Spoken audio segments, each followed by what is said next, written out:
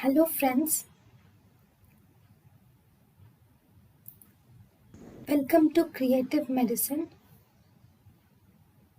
In this lecture, we will learn about prominent bruise with minimum force is seen in face. Prominent bruise with minimum force is seen in face.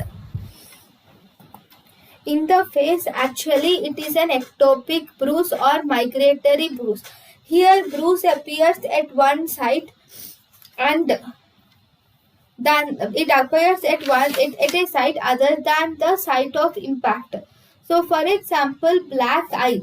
In black eye, the injury is to the forehead. Injury to the forehead causes fracture of anterior cranial fossa, but the bruise is seen near the eye, causing black eye. Thank you and thank you for watching.